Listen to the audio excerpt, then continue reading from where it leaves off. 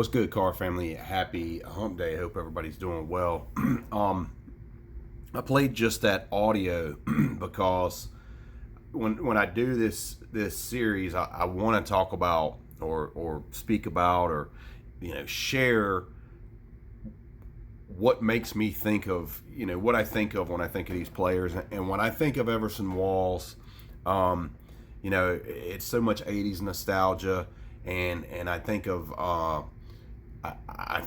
Dallas playing the Redskins, and I think of Pat Summerall calling the game, and Pat Summerall saying Walls, Walls, Everson Walls, and that's just my memory, and that was the first thing that came to me when I started thinking about him. So yeah, I just looked up a clip of Pat Summerall calling an Everson Walls interception. Um, this was one of my early Cowboy heroes on those early '80s teams, and kind of an interesting, unique story in Walls. Just some things in the background here. I had a chance to meet Everson Walls in 2009, the first season that the Cowboys opened their new stadium. I went to a game week 3 against the Panthers, and I met Walls in the Cowboys team store. That, of course, is 82 Topps rookie card. I've got an 8x10 auto of Walls, and I recently just picked up out of 2019 Panini. It's called Passing the Torch. Honestly, I don't know what product this is. There's the back. It says torch marks there, and that's out of 99, 76 out of 99. I typically don't buy sticker autos, but it's a clean auto. You can kind of compare it to the one in the background. Clean auto for Walls, and his cards are kind of hard to come by with autographs. So, and it was not expensive. So I went ahead and picked that up. Kind of a cool addition to the collection. Definitely add a little piece of nostalgia. So just to talk about Walls for a few minutes, I won't go on too long, but Walls went to Grambling State.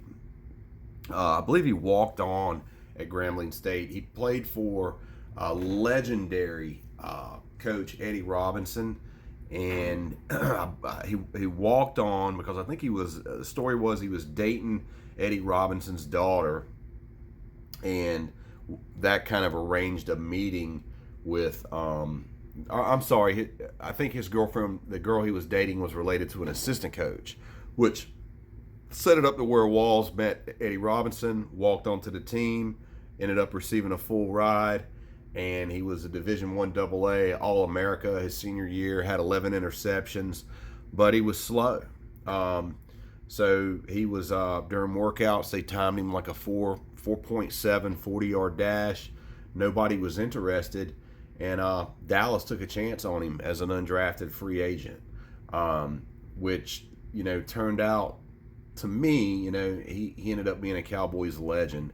But his first year in the league, in only 12, he played 16 games, but he only started 12.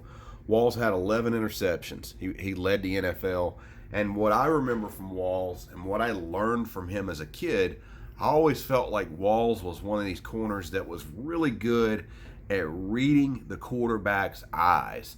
And he would look like he wasn't in good position, but all along he was. And when he would bait the quarterback to throw the football, and when he did, Walls would jump the route and get an interception. So throughout his career, he ended up leading the NFL in interceptions 3 times. His rookie year with 11.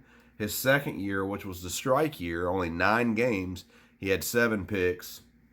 And then again in 1985, he had 9 interceptions. Walls was a 4-time Pro Bowler, 1-time NFL All-Pro. He played, I believe, about 11 years with the Cowboys and ended up second all-time to Mel Renfro in Cowboys interceptions with 44. And for his career, because I'll talk about this in just a second, he would eventually move on. He ended up with 57 total interceptions for his career, which would easily have been tops on the Cowboys. Mel Renfro had 52. So what I wanted to talk about with him moving on is, he was such a favorite player of mine as a kid. And when Tom Landry moved on and the Cowboys changed regimes, Walls was getting up in age. I guess, his skills were starting to decline. Seemed like he was expendable. And he moved to the Giants. And that first year with the Giants, he had a huge impact. He had 6 picks, ran one back for a touchdown, which was his first touchdown. I believe that was his first touchdown of his career and only touchdown of his career with the Giants in 1990. And the Giants would eventually go on to win a Super Bowl against Buffalo. And I remember watching that Super Bowl and being so happy for Everson Walls because the Cowboys had become a pit of misery. They really had. It had just become a bad team. And it was good to see Everson Walls win a Super Bowl. He played one more full season with the Giants. He had another solid season with the Giants following that. And his last year, he split between the Giants and Cleveland. I think he had 3 picks his final season. So he was, pretty productive throughout his career, even up into his early to mid 30s. He was just a great player. I think he probably should get a little love for Hall of Fame.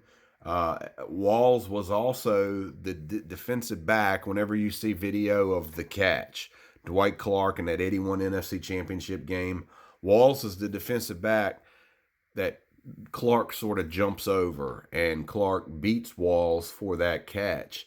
And granted, in that same game, Walls had 2 interceptions. So kind of a whole range of production in that game. The last thing I want to mention about Walls, and this is something that I learned about him in 2009 when I met him and just doing some research. Dallas had a running back in the late 70s, early 80s named Ron Springs. He was sort of a backup fullback. He got quite a bit of run. And Springs, ended up having diabetes later in life. Ron Springs' son played for the Washington Redskins. His name was Sean Springs, and I believe I'm trying to look up the year here. Anyway, at some point, Ron Springs needed a kidney transplant, and his son Sean was considering, basically stopping playing football for the Redskins to donate a kidney to his father. His father wouldn't hear of it. Turned out Everson Walls was a match, and Everson Walls stepped forward and donated a kidney to his longtime teammate and good friend Ron Springs. And I just I found that really cool to hear, that he would do that and touch someone else's life in that way. So I really have been looking forward to doing this series and talking about Walls and his contribution to the game and society and just life in general. So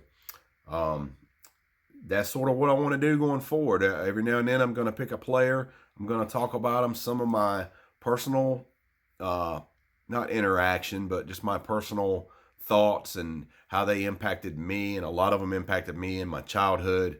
And then a little bit about them, a little bit about their statistics, their relevance as a Cowboy. And keep in mind, Walls lost. He was part of that Cowboys team that lost 3 straight NFC championships and finally did get that Super Bowl with the New York Giants in the 1990 season. So anyhow, that's all I got. Appreciate y'all watching. Keep it real. I'm out.